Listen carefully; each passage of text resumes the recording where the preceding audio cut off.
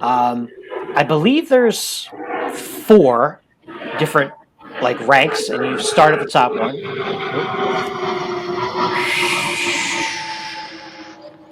It's the second play, and both of them came while you were talking. All right, I'm gonna start. I'm gonna start over on that one.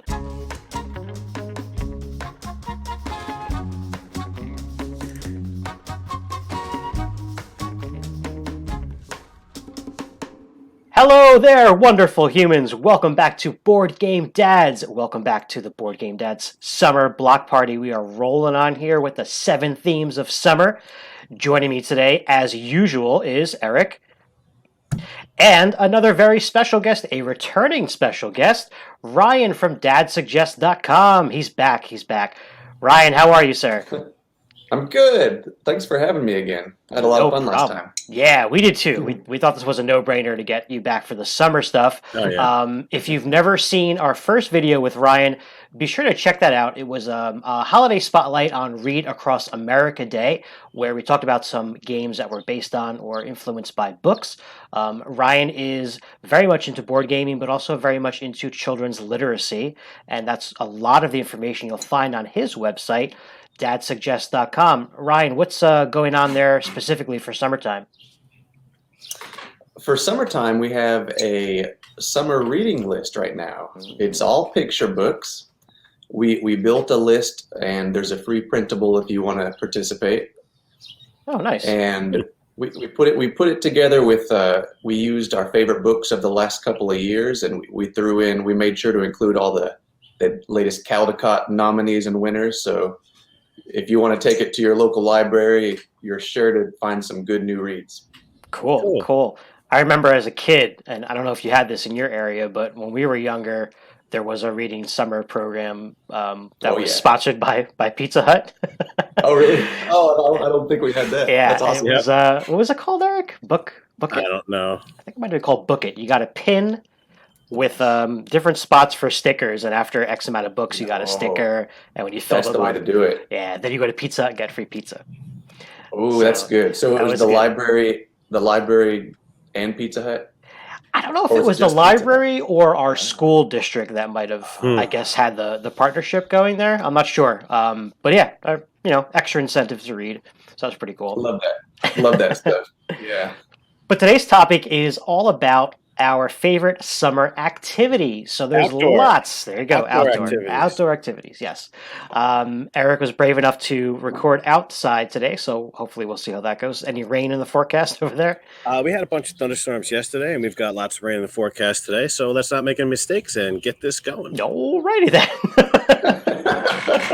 Says the guy who's going to make most of the mistake. All right, so with that in mind, we're going to roll on and start off with some honorable mentions. Again, these are games that we don't talk too much about, but we do want to include them as part of our discussion. Before Ryan, we start with the honorable mentions, okay. I want to know what everybody was thinking when we said outdoor activities. To me, that came out to a lot of sports or like ocean activities, which feels like some sort of a sport, but you only do it at the ocean, which is somewhere that we go in the summer, me at least. And then a lot of like day trip events and festivals and things like that. Those were most of the outdoor activities that I was thinking of. And again, like I said, I picked 2. I'm gonna talk about them. What did you guys kind of think of when you were doing outdoor activities? I was thinking childhood, summery, mostly foodie things. Cool. When I was thinking, when we first said summer outdoor activities, the first thing that came to my mind was things like, as you'll see, things like lemonade stands, which you'll see later. Right. Yeah, for me, it was all about like getting in more time to do stuff. And again, going back to being a kid, the days were just longer, right? So you could do more stuff outside for a longer period of time. And then it wasn't necessarily over when it became dark out, because then you've got some other activities that maybe you could do in the dark that don't work so good during the day. And you get to stay up late. Well, yes. Because you don't have school the next day. And so you get to sleep late too. That's definitely true. I definitely enjoy that part. All right, Eric, are we ready for honorable mentions yet? Sure. Who goes first? I'll go first. Okay. All right, so my honorable mention a lot of times over the summer, and this isn't specifically a summer thing. That's why it's just an honorable mention.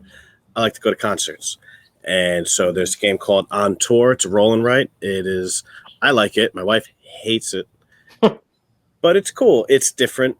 And, it's about a band touring across the country. And again, bands don't only tour during the summer. But when you go to an outdoor show, it's usually in the summer. So, yeah, that's my honorable mention. What about you guys? I just played a roll and write recently, and I hadn't played many before. Do you like those usually? Oh yeah. Some of them are. Let me correct myself. I love flip and write games. I have not yet found a roll and write game that I absolutely love, and we'll talk about till tomorrow. I've got my favorite roll and writes. My 3 or 4 favorite roll and writes are all actually flip and writes. But yes, I do enjoy roll and writes. But yeah, I really like the flip and writes. It's just you get a little bit more, I guess, theme when you're using a card instead of one of 6 sides on a die. True. Mm. What did you play, Ryan? Railroad Inc. Oh, nice. It was my first go at that, and I Which enjoyed it a lot.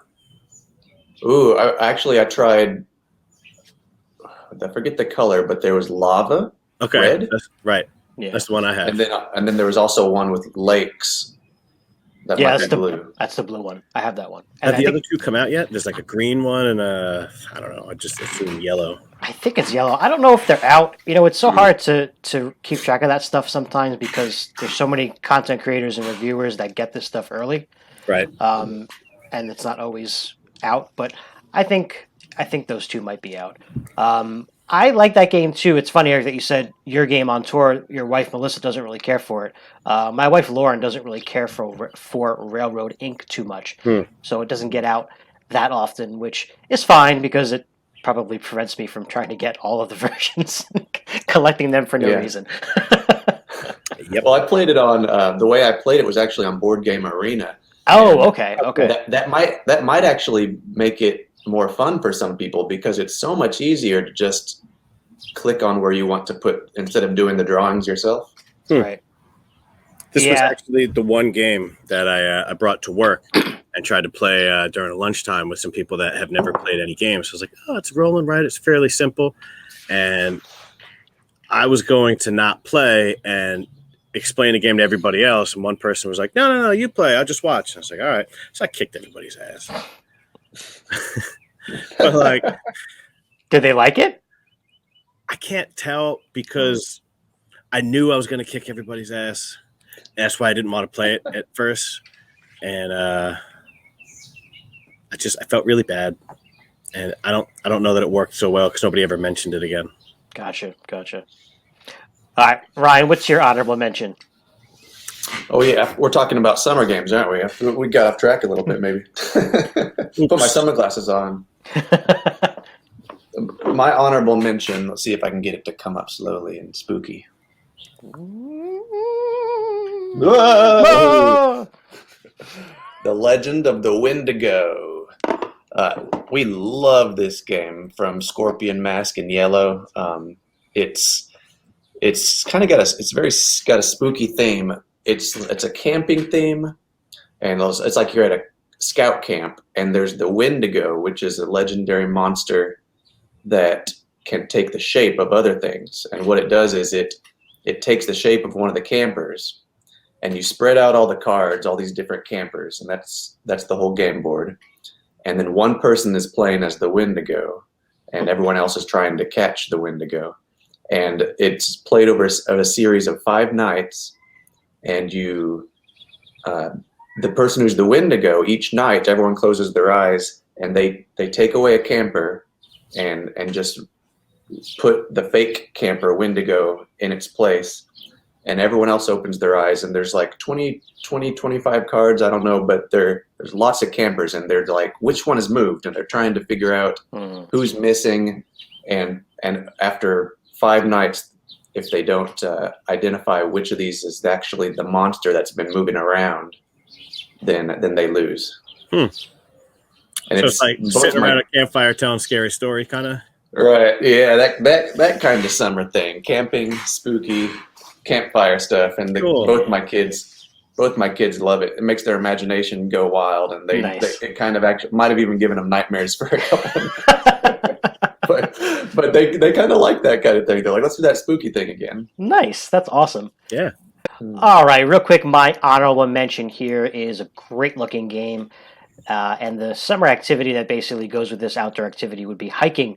That game is Parks, where you are walking or hiking through various trails that get a little bit longer as the game goes on. You're collecting resources, essentially trying to visit all the different parks that are available.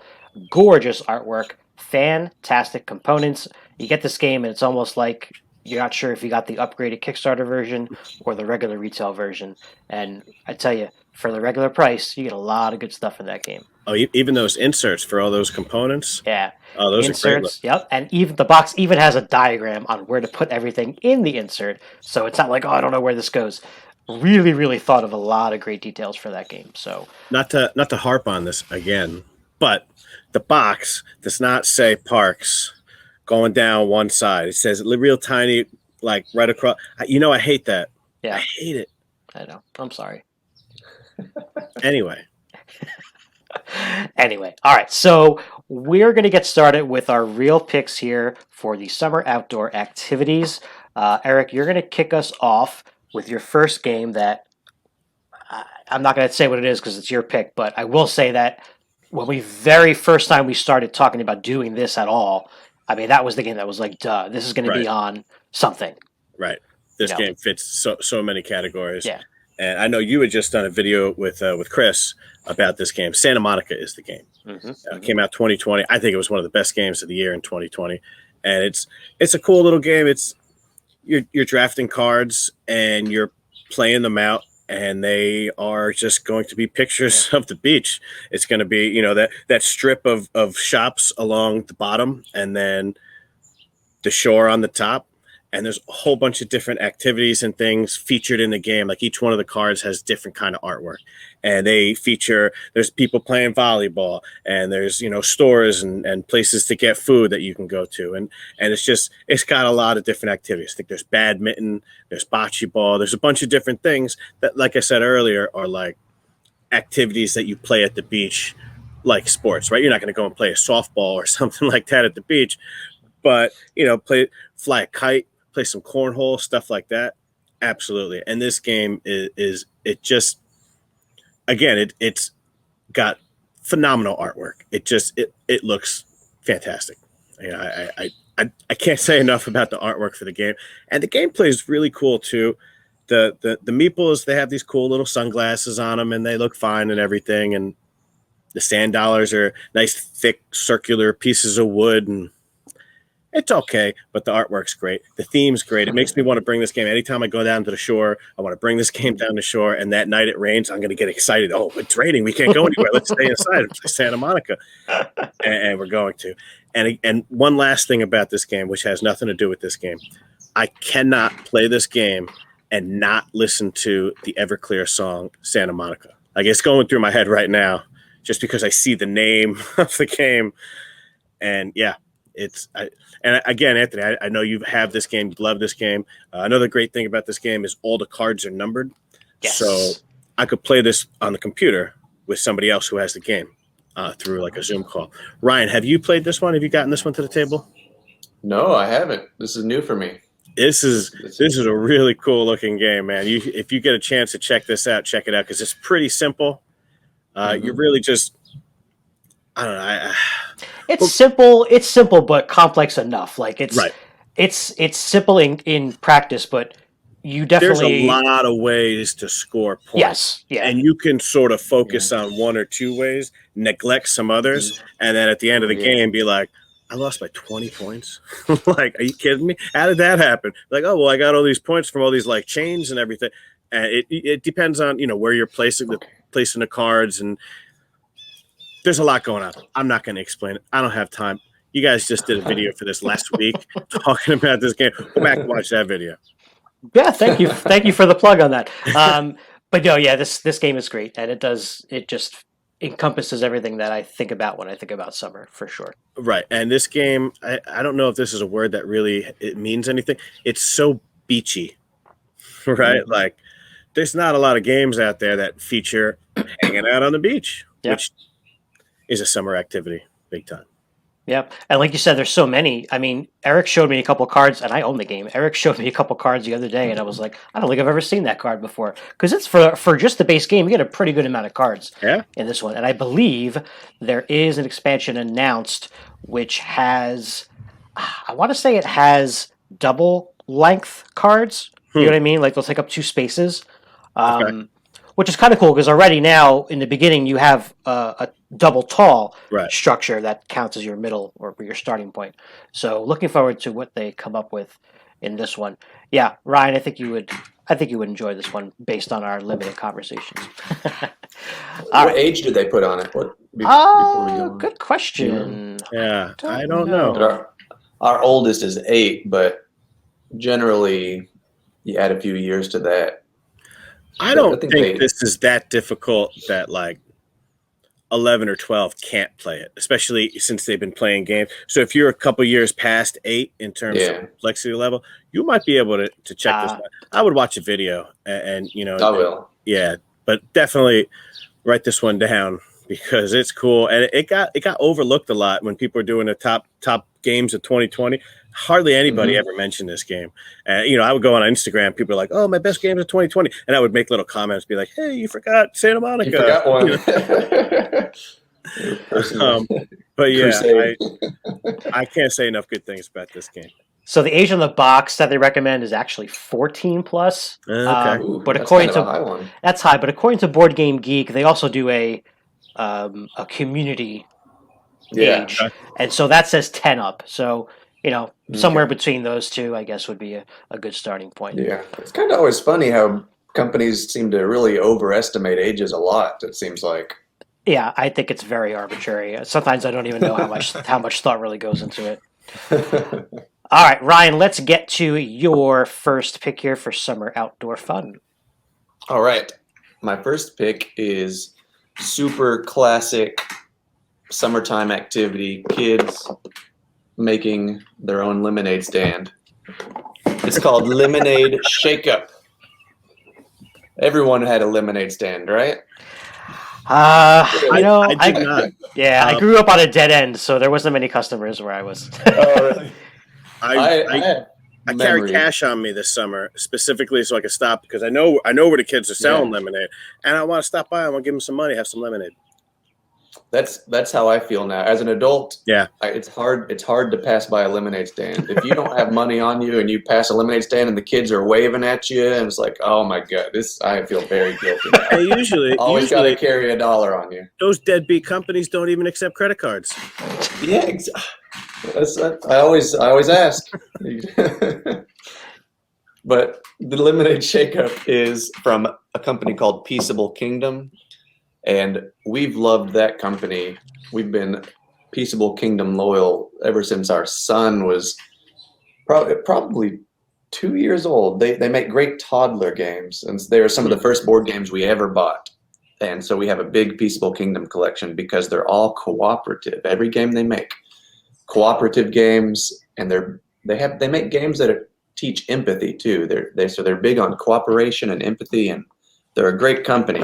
This particular game is kind of like the Yahtzee format, which is what I call it, which is you roll and then you can re-roll 2 more times, right? Mm-hmm. That kind of Yahtzee format. Right. And there's recipes for lemonade, like are you going to make limeade or strawberry lemonade, and you're trying to roll the dice. You can see on the screen there's different recipes, and you need sugar or lemons or limes or strawberries to get the lemonade you are trying to make for specific customers.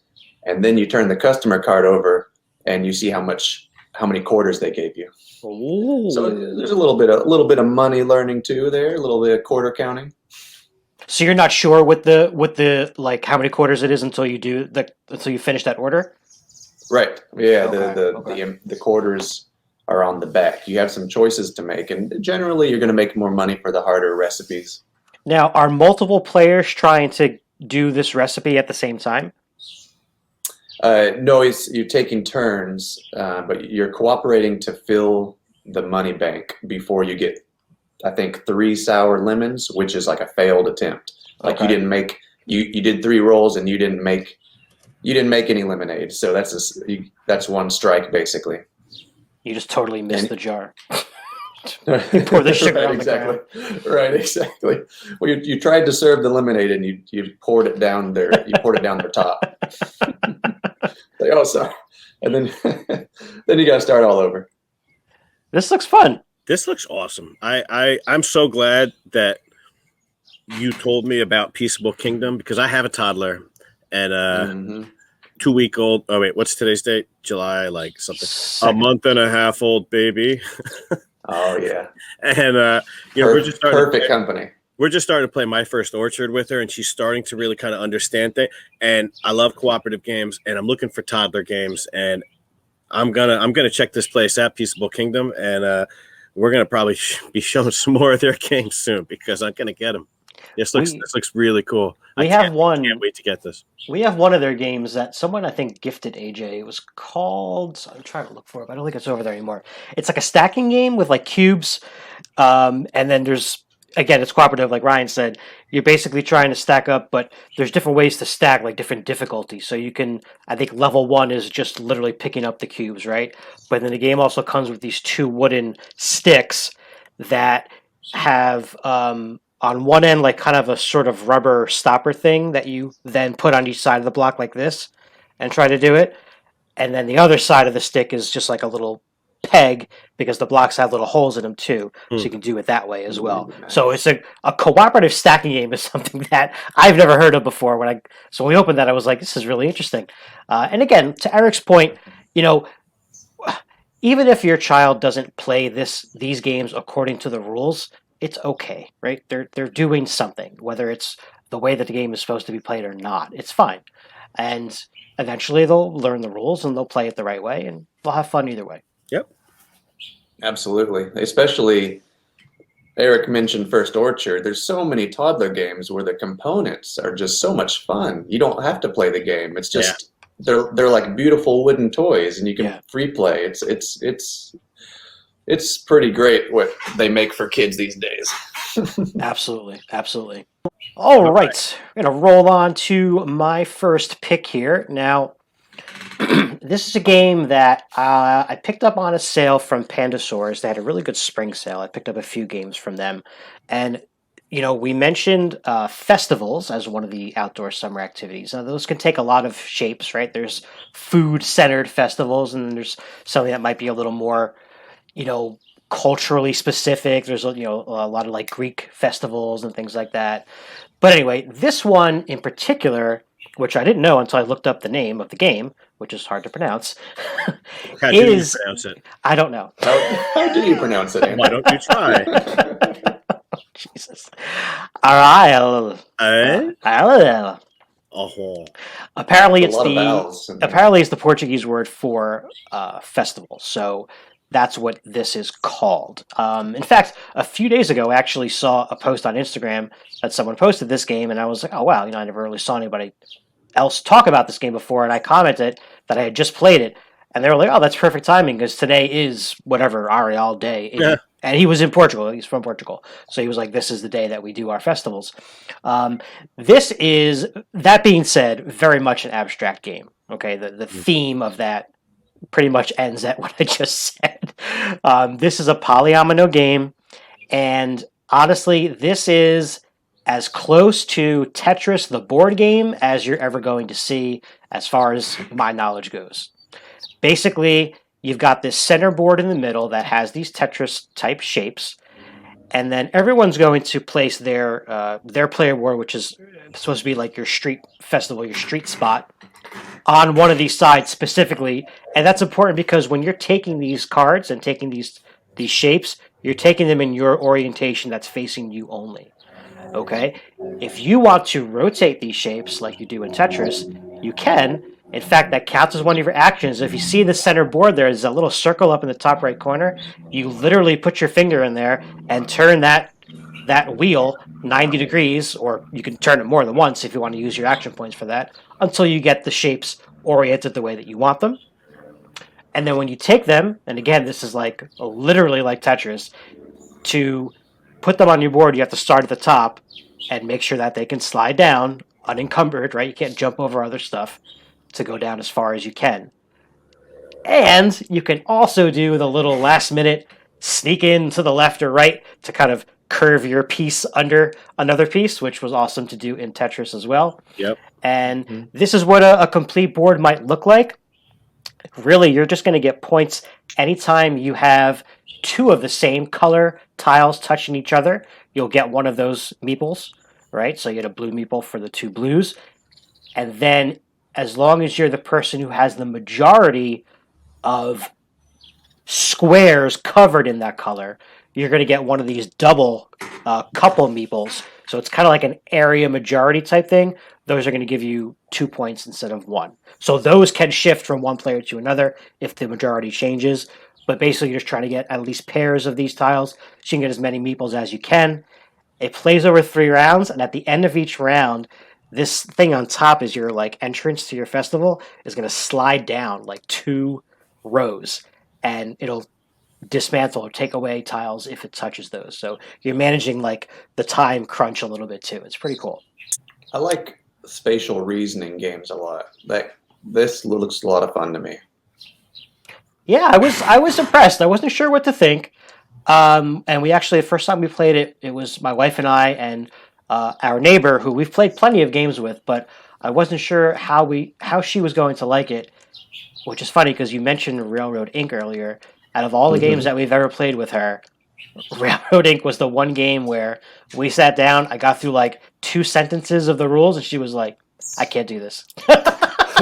She's like, I can't spatially figure this out. I'm not going to be able to play this game. And I was like, and she apologized up and down. I was like, don't apologize to me. That's awesome that you can say that, right? And not suffer through it. I don't want you to like have a miserable time. Right. And so I wasn't sure how she was going to feel about this one, but I think the Tetris thing is really that pin that you can really balance on when you're teaching someone how to play this game, because almost everyone has played Tetris at least once in their lives. Yeah, this is these tiles are the Tetris tiles, right? It's not like I have a lot of polyomino games. I love polyomino games, but these tiles are the very, very minimal basic tiles in a Tetris game. Yeah. A lot of the other polyomino, they have, tiles that have 5 squares or 6 squares or 7 squares. These are all 3 or 4. And they're all, like I said, the exact shapes from Tetris. And they're coming down in a line, just like Tetris. Yeah. This is awesome. I had no idea when you first mentioned this game to me. I had no idea it was a Tetris game like this. This is cool. I really want to check this one out. Yeah, I mean, like I said, the theme could be anything, right? I mean, it could have been anything on those tiles. But, it's the festival. And it makes sense because they did have, the artwork is different on each color type of tile. So there's, again, you can kind of see here on the cover a little bit of it. There's food and drink ones, there's dancing ones, there's music ones. So, yeah, that's pretty cool. It looks good. I like the artwork. It's very reminiscent of, I don't know, maybe like, I almost want to say like a doctor's office artwork or like... highlights for children. Yeah, there was something nostalgic about looking at this cover that I couldn't pinpoint besides the Tetris thing. And then the song immediately started to play in my head too, because... Eric, there was that one summer where we played so much Tetris on Game Boy that you couldn't go to sleep because that song was just keeping you up. We had Tetrasitis, man. Yes. It was bad. It is a real thing. You know what it makes me think of? I just thought of something you said, nostalgic, the art on Ariel. Makes me think of maybe Schoolhouse Rock. What do you think? Okay. Yes, that's what it is. That kind of art. Yes. Oh, man. Oh, you're so right. Thank you so much. Yep. I just wanted to point out that another thing that's really interesting about that game that you just showed is that similar to a lot of roll and writes where everybody has the same 3 options out. You have one of these 3 tiles to choose from. But depending on where you're sitting, it's different. So nobody has like an unfair advantage. It's everybody starts with the same tiles to choose from, but based on where you're sitting or how they're. And so it's just a little bit different that it changes it enough to make it interesting. Yeah, and like I said, this one looks cool. I want to check this one out. Real quick, I will add that you also have 3 of those cards on the side so that you know which shapes are coming up. Oh, cool. next on the wheel. So, you don't know who's gonna move it, but you can kind of plan a little bit, be like, okay, this space is ripe for the long piece, which I see is coming up in a few turns. Maybe I'll get it, maybe I won't. All right, so that's my hard to pronounce game. Eric, you've got not as hard to pronounce of a game, but it's not a super common word either. It's not a super common word. I assume it's called Tavarua. I'm not really sure, but that's what I call it. And the game's about surfing, which I think it is the granddaddy or the epitome of summer sports, right? Or outdoor activities, ocean activities. And it is. It's. I mean, I love going to the ocean, and I want to go surfing. Now we live in the Jersey Shore, and there's not a lot of options to go surfing, so we go boogie boarding instead. But anyway, when I feel like I want to play a board game, but I miss surfing, which I've done once, I'm by no means an expert. I really, really want to pull this game out. So anyway, in this game, you have this central board, and on the right-hand side, you're going to be swimming out to catch a wave, and then all the way on the left, you have the waves coming down, and each one you're going to roll a die, and you're going to put it on the very top one. And if the die you roll is a 6, and you put it on that top wave, and you're in that top spot waiting for it, you just caught yourself a ride that's hopefully, as long as you don't mess up, is going to last you for 6 turns. So you're just going to keep on getting points. You're going to be moving up and down the board. You have a little peg on the right, and that's your balance token. Okay. So each one of these cards on the left is going to tell you if you're going to move up a little bit or if you're going to move back. So the green ones mean you're going to move up the board, and the purple ones mean that you're going to move back down the board. So you're trying to move up and move back, and all those are points. So at the end of the wave, or at the end of the wave, when you come into shore, as long as you don't fall off, you're going to get points for every single one of those cards, plus anything extra that you might have done. If you stood at the very front of the board, you get an extra point token. If you have the perfect wave, where I think you end right in the middle, then you get an extra point token. And that's it. And you want to catch 2 waves on your short board and 2 waves on your long board. And so you just decide, you just flip the surfboard just has 2 surfboard, sides. you just flip it over. One of them is the long board, so it's got, I think, 6 or 7 different spots. And the other side is the short board. It's only got 5 different spots. So you can't move as much on the short board. You can't really move up 4 spaces without falling off the board. So that's where the push your luck comes in, because you can decide to stop drawing cards. So you're going to be, the push your luck comes in. I didn't do a very good job taking a picture of this. There's going to be each wave, you're going to flip over a card. And so on the back of the card, it's going to tell you what's on the front. It's going to say either you're going to move up 1 or 2 spaces, or you're going to move back 2 or 3 spaces, something like that. So you have to put out a card not knowing what's going to happen, and then push your luck. So if you move up 3 and you're already at the top, and the next card you flip over moves you up 1 more, you fall off the board. And Gotcha. so you're trying to balance your cards with the cards that are coming up, and it's fun. There's a decent amount going on. And again, I don't think I'm the person to explain how to play this game to you, but it looks great. The components are really cool. Those little pieces of wood, and even the trophies. I think there's a picture of the trophies in there. They're at the top of that one, but I guess not. But yeah, so that's. Oh, I see. So what's that? Is that's a scoreboard up there with the 0.5? Yeah, that's the scoreboard at the Okay. top. So you want to have, I think it's, you take the average or the lowest of the 2 scores or something like that. And then, somebody gets the short board, somebody gets the long board trophy, somebody gets the short board trophy. And then whoever has the most points altogether or something gets the other trophy. Okay. It's a scoring system that I, again, don't know that well, don't recall that well. And, yeah. Well, luckily this is not a how to play video, so there's that is true. If it was, I wouldn't be on it. Ryan, have you ever been surfing? I have tried one occasion. I tried surfing. It didn't go very well. We were just I didn't have lessons or anything. We were just at a rental house on a beach that had surfboards to use. So we're like, let's try this out. Okay, Let's just try this out. So I paddled out into the ocean on my belly, and I could never stand. I could never stand up trying to come back in. Never worked. My first time trying to surf, I used a shortboard. I didn't know what I was doing, and I could barely stand up. And when I say barely, I mean like I stood up for like a split second and fell right off. And then the second time I tried, we used a longboard. Much easier. This was, you were in Hawaii for that, right? Yeah. Nice. Cool. Yeah, I think if you're going to surf, you might as well surf there. That's true. All right, so we're coming back to land here with Ryan's number 2 pick, which again is also food related. So there's that. What do you got? It's true. I don't know why I kept going to food for summer, but this game is a newer game that I think is kind of below the radar. I haven't seen many people talking about it. It's called S'mores Wars. Love the name. Another very good summery food. This one was made by or published by Chronicle Books, which is really interesting because they're a book publisher. They're one of our favorite book publishers, though. They make amazing kids books, and they also dabble in games now, I suppose. I mean, this is a really good one, so they're off to an awesome start. They hired, or the developer was a company called Prospero Hall. Have you heard of them? Mm-hmm. They develop a lot of games, and they've made several of our favorite games so far, like the Home Alone card game. I really liked a lot. Yeah, they have a lot of intellectual property games that are really good. Yeah, and the House of Danger is another one they did from the Choose Your Own Adventure. Great stuff. And so they're the ones that designed the S'mores Wars. And have you ever played a game called Go Nuts for Donuts? I've heard of it, but I know of it. I haven't played it.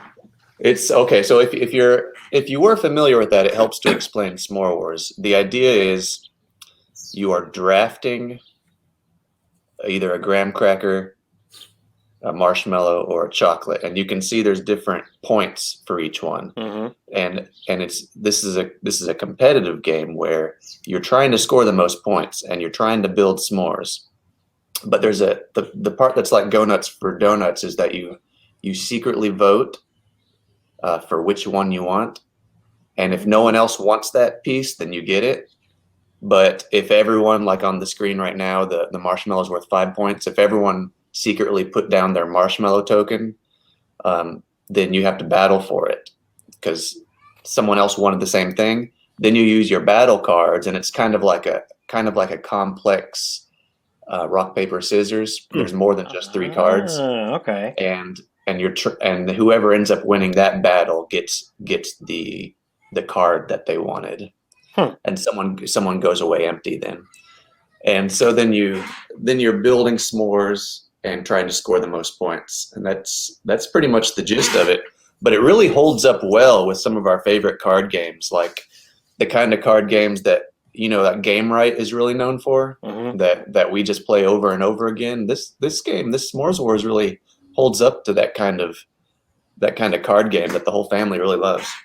So then once you collect one of each ingredient, then you just add up those points, and that's how many points you get for that s'more? Exactly. You have to build it in the right order. When you're building a s'more, you got to start with graham cracker. You got to put chocolate and marshmallow in the middle, and that order doesn't matter. And then you got to finish with the graham cracker. And if you draft a card that you can't use yet, you have a little pot over on the side that you keep it, and then one of your tokens that you vote with says, I'm going to take it from my little pot. I'm not going to take anything from the board. And then you can grab from your little pot and put it onto one of your s'mores.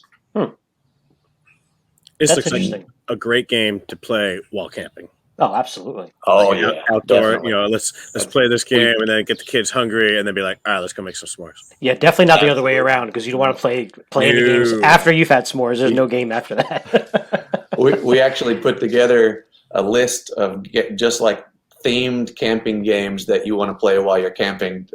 We made a list on the website for that, and this is definitely on it. Nice. And games like, there's another one that's called Trash Pandas. Yes, I love Trash Pandas. Yeah. That's another funny kind of camping themed game. The raccoons come out and eat your trash. Yep. Eric, this reminds me a little bit when he said that you decide secretly which one you're going to, kind of like Grim Forest, right? I was thinking that as well, and then he said they have to battle, and I was like, I don't remember what you do at that point in Grim Forest. Yeah, I didn't open my mouth. That's cool. Yeah, this looks awesome. How much is this game? Do you know, Ryan? About? It is. $20. It's less than 20. Yeah, it's about. Yeah, it's less than 20. I think. Last I checked, I think 18. Yes, might be on the wish list, I think. Yeah, it looks delicious. Yes, exactly. Good theme. You can't. It's hard to argue with the theme. Yeah, exactly. All right, so we love food games. We love camping games. So yeah, this great theme. Great pick. Great pick, and don't forget we had a video specifically about summer foods. You can check that out as well. All right, my second and final pick here is definitely in the same vein as Ryan's pick about S'more Wars, because this is something that you would do at camp. And my last game here is called Camp Pinetop. This is a game where it's essentially a race. You're not going to score any points in this game. It's the first person to get to the highest rank, I think it's Badger, of the 4 animal ranks in the game. So everyone starts as the same rank at the very top, and you have these different requirements on how you can move down to the next rank. Also, what's interesting about this game is your hand size gets smaller as you progress towards the end as well. You can see there you start out with 8 cards, and by the time you're trying to get to the final one, you only can hold 5. Essentially, you want to gather these different badges, and you can see that there's circles, squares, and diamonds, and that's how you are going to move to the next rank as well. So you can see underneath the first rank, you've got those 3 columns. So you either get 2 circle badges, 2 squares, or 2 diamonds, and whenever you satisfy one of those, you're going to move down to the next rank, and then build up to the next one, and try to get to the bottom. You can also upgrade some of these. You can see some of them on the right have an arrow, and you can they're required to have some of those to win the game. They all have special abilities on them, and the arrow side just kind of lets you do something slightly better. And the way you get these things is it's basically a set collection game. You'll see you're going to set up the board with the different locations of the camp, and you'll be moving your pieces around the map, trying to exchange those resources to get that badge. So if, for example, you were in the middle at Banjo Beach, right, and you wanted to go to the right, okay, the badge that you cross over, so that yellow diamond would be the one that you would be acquiring if you move that way, if you had those 3 greens and 1 yellow to change. And that's basically it. So you're going to be moving up and down, left and right. You can get new campers, but you don't have to. In fact, there's even some the bonus objectives that you can do, and I believe one of them is, get to X rank with only having 1 camper out. So strategy definitely can change for that. The unique thing, I think anyway, about this game is that when you draw cards, so the top of the screen here has the cards. There's 2 cards to the left and 2 to the right, and the deck in the middle. You can draw face up or face down, but you can only draw from one side of the deck. So if you take from the left, you've got to keep taking from the left. You can't take 1 from the left and 1 from the right, but you can blind draw and go from there. I didn't know how I was going to feel about this game. I don't always love racing games that are like this, where you're not even like scoring anything, right? It's just you get there, you win, and that's it. Because they can be a little, I don't know. It could be a little disappointing when you don't win, obviously, especially in a 2-player game. I'm not a big fan of racing games. I've played a few different types. I don't think I've played one that looks like this. Yeah. This doesn't really do it for me, this game. I love the name of it, and I love the cover of the box. That's it. Look, he's making s'mores. Yeah, no, I think there's a possum hanging from the tree to make s'mores, hanging out, canoeing and fishing and hiking. Not to like? You got possums, you got raccoons. But just looking at the game, it looks kind of blah. Yeah. Interesting. This was a Kickstarter that I did not back, and I was sort of on the fence about it. I didn't back it, but I bought it later. But I know that the Kickstarter had a couple of expansions. I believe one of them was something to do with weather that impacted the game somehow, and I don't remember what the other one was. Camping. Hey, I mean, I could be wrong, and I would definitely want to give it a try just because it is camping.